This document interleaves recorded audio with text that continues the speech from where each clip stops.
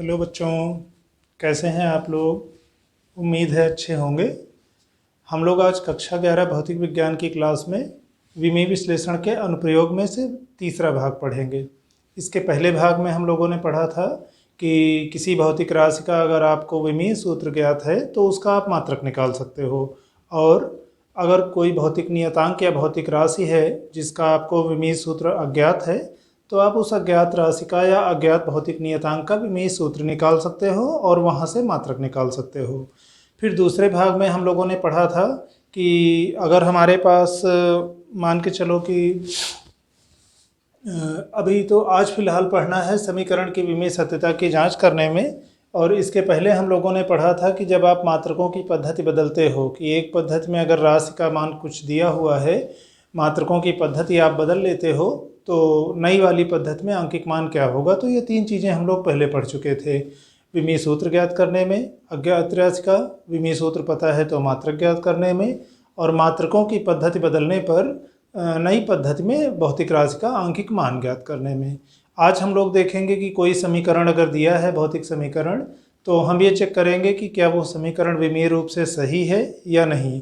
हाँ, एक दिक्कत जरूर है, इस विधि की एक सीमा जरूर है कि कोई समीकरण अगर भौतिक रूप से सही है तो जरूर तब तो वो निश्चित रूप से विमीय रूप से भी सही होगा।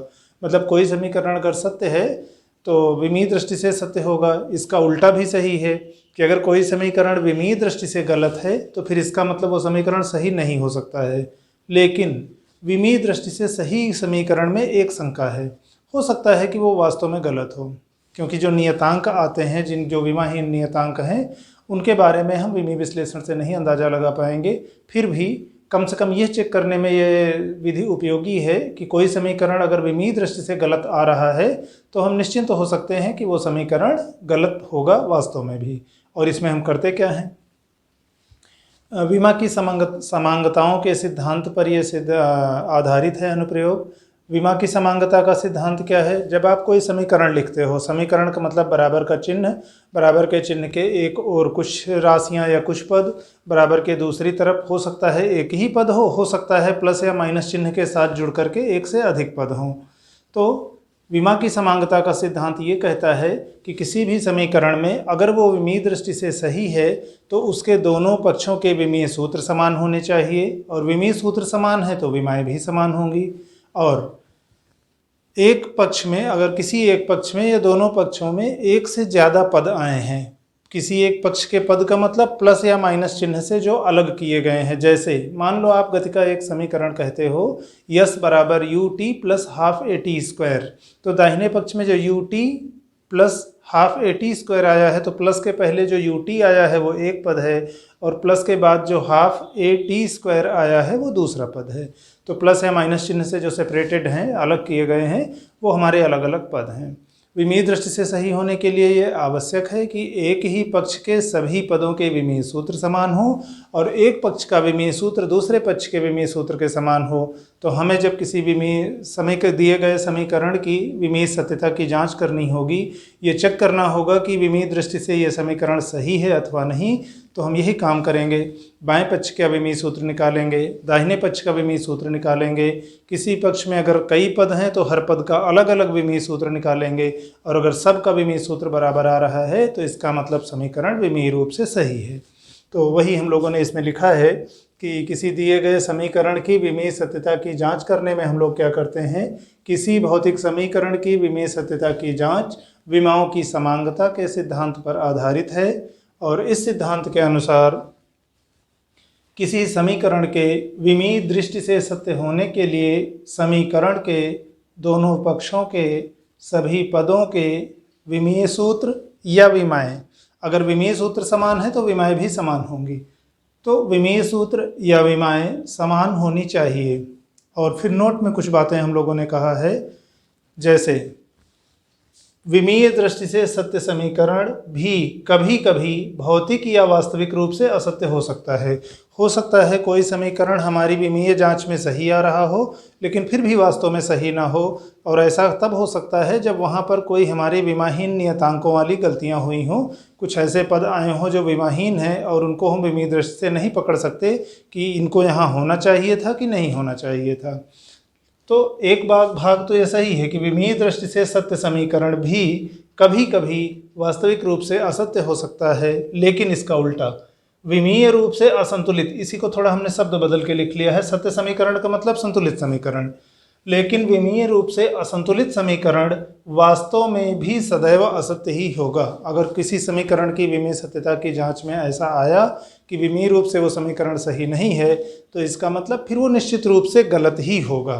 तो गलती वाला तो कन्फर्म है कि विमीय दृष्टि से गलत, तो मतलब वास्तव में भी गलत। तो ठीक है, इतना हम लोग चेक कर सकते हैं विमीय सत्यता की जांच से। और हम जिन विमाहीन नियतांकों की बात कर रहे हैं जिनके आने से दिक्कत होगी, उनमें से कुछ के उदाहरण नीचे दिए गए हैं दूसरे नंबर में।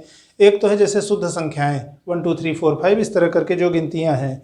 अच्छा, ऐसा कोई ज़रूरी नहीं कि ये पूर्णांक ही हों, 1.2, 2.8, 3.4 दशमलव में भी हो सकते हैं, या भिन्न जो भी। तो फिलहाल संख्याएं, शुद्ध अनुपात, अब अनुपात में आप यहाँ दशमलव में बदल सकते थे, या इन दोनों का मिश्रण, या नियतांक में जैसे पाई है, ई है, इस तरह की कुछ राशियाँ।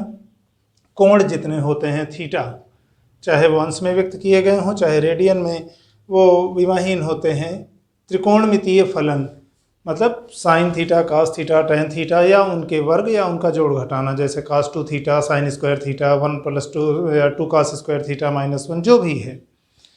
तो ये सारे त्रिकोणमितीय फलन, और त्रिकोणमितीय फलन के आगे जो थीटा लिखा है ये विमाहीन नियतांक होते हैं। चरघातांकीय पद और उसकी घातें, जैसे मान लो e⁻x के रूप में कुछ लिखा है तो ये चरघातांकीय पद है, और इस पद में जो घातें आई हैं मतलब e⁻x में जो x आया है वो भी विमाहीन होगा और e⁻x भी विमाहीन होगा।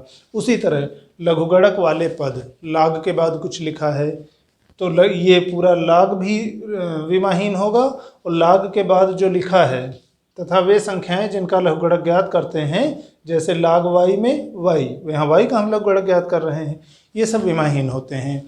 तो शुद्ध संख्याएं हो गई, अनुपात हो गए, कोण हो गए, त्रिकोणमितीय फलन हो गए, चरघातांकीय पद हो गए, चरघातांकीय पदों की घातें हो गई, लघुगणक हो गए, और लघुगणक की जो संख्याएं जिनका हम जिस संख्या का लघुगणक ज्ञात कर रहे हैं, ये सभी विमाहीन नियतांक हैं। और इनकी वजह से थोड़ा सा वास्तविकता की जांच करने में दिक्कत आएगी, क्योंकि ये समीकरण में हों या ना हो, विमीय संतुलन की जांच में कोई प्रभाव नहीं पड़ेगा।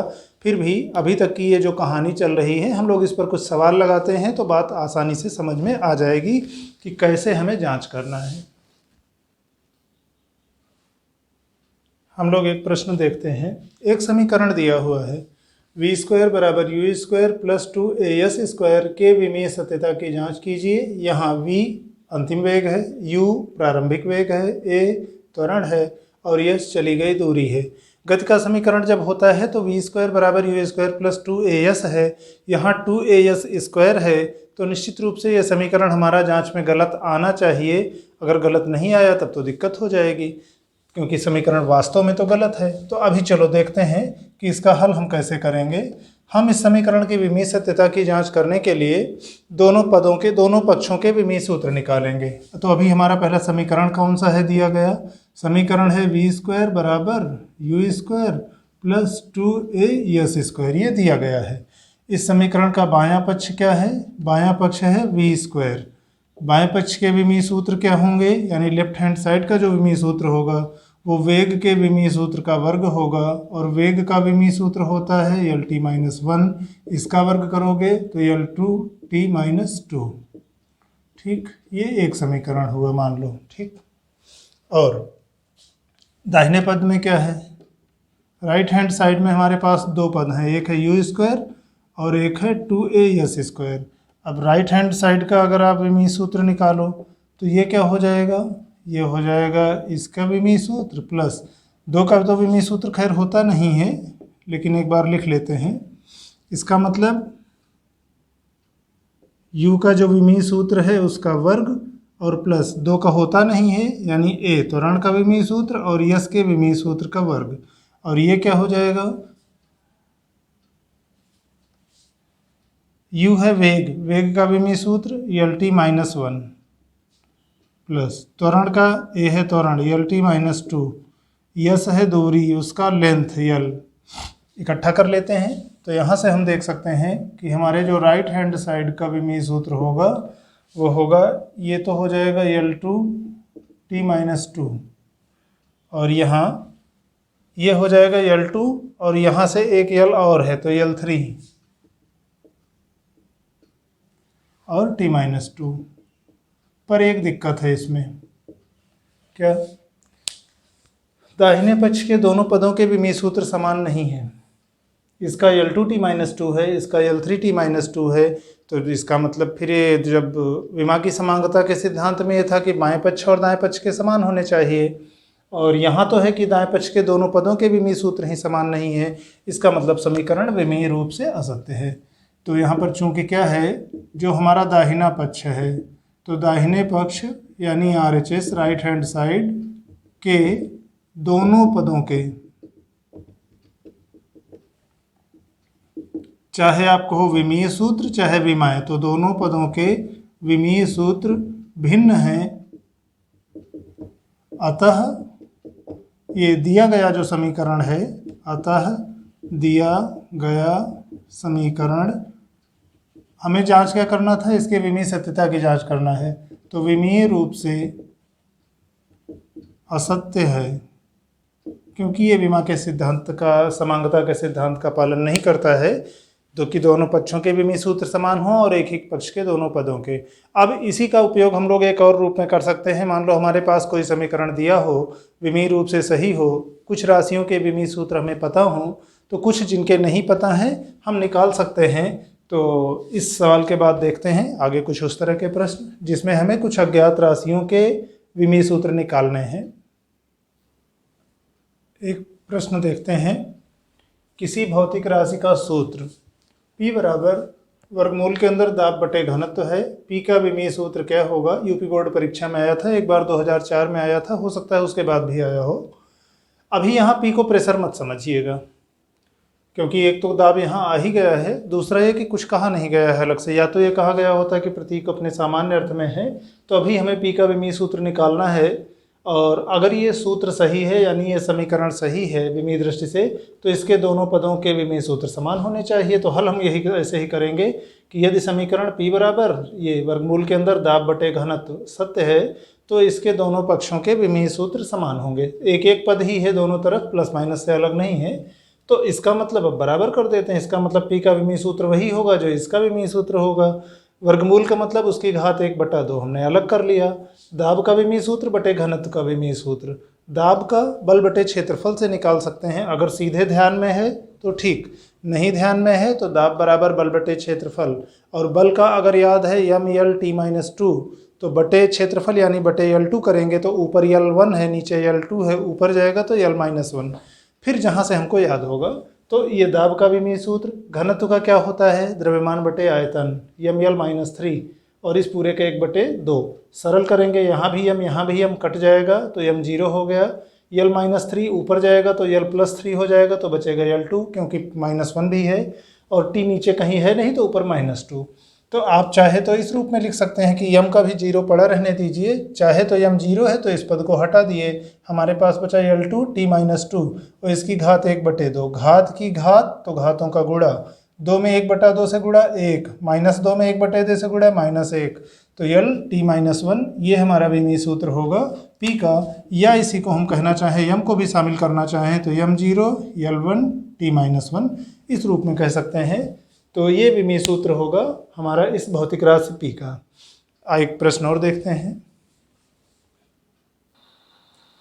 एक दूसरा प्रश्न देखते हैं।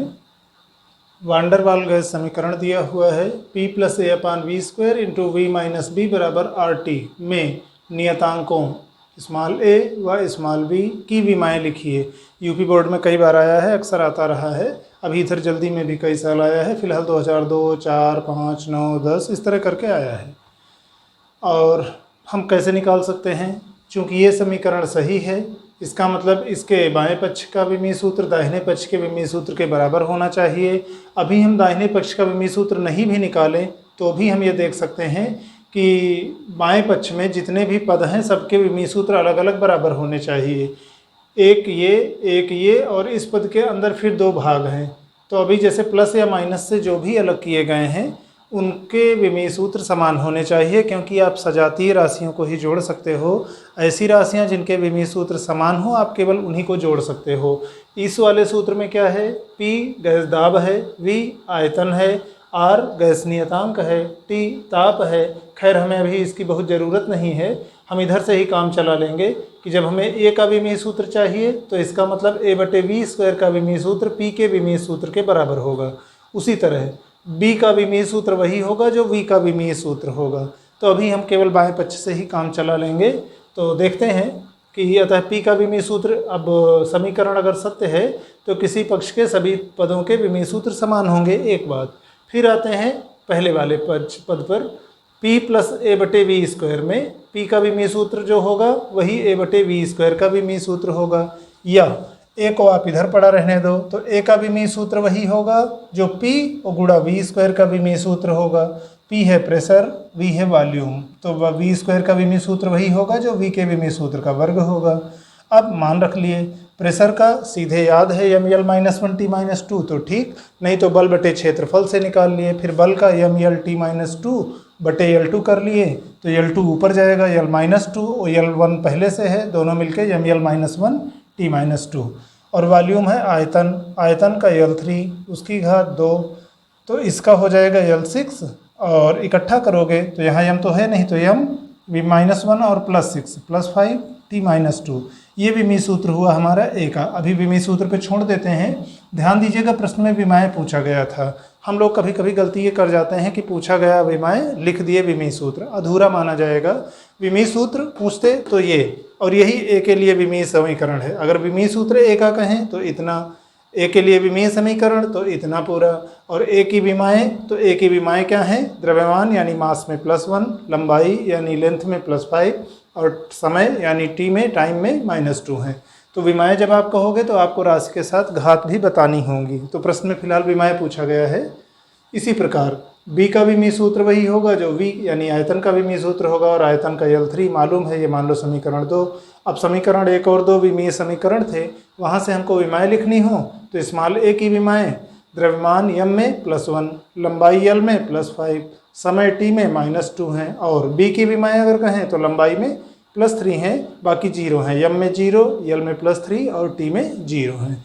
तो ये एक सवाल हुआ। एक सवाल और देखते हैं, एक प्रश्न देखते हैं। यदि F बराबर A sin CX + B cos DT हो, जहाँ F बल है, X दूरी है, T समय है, और A, B, C और D नियतांक हैं, तो हमें करना क्या है, इन नियतांकों A, B, C व D के विमीय सूत्र ज्ञात करना है। अभी क्या है, विमा की हम लोग पहले तो समीकरण लिख लेंगे। F बराबर A sin CX + B cos DT में अगर आप विमा की समांगता के सिद्धांत के हिसाब से कहो तो जो F इस पक्ष का विमीय सूत्र होगा वो इस पूरे पक्ष के विमीय सूत्र के बराबर होगा। और दाहिने पक्ष में दो पद हैं, एक है A sin CX और एक है B cos DT। इसका मतलब इसका भी विमीय सूत्र इसके विमीय सूत्र के भी बराबर होगा और वह इसके विमीय सूत्र के बराबर होगा। तो विमा की समांगता के सिद्धांत से हम कह सकते हैं कि जो F का विमीय सूत्र होगा वही A sin CX का विमीय सूत्र होगा। अच्छा, A अलग है, sin CX अलग है, तो अलग अलग लिख सकते हैं, A के विमीय सूत्र और sin CX के विमीय सूत्र के गुणनफल के बराबर। चूँकि sin CX क्या है, त्रिकोणमितीय अनुपात है, तो विमाहीन होगा। विमाहीन होगा तो वो हमने आगे लिख लिया है, तो इसका मतलब विमाहीन होगा तो उसकी विमा से कोई मतलब नहीं, तो यानी जो A की विमा होगी वही F की विमा, या जो A का विमीय सूत्र होगा वही F का विमीय सूत्र। और F क्या है, बल है, बल का mL-T-2, तो ये A का विमीय सूत्र होगा mL-T-2।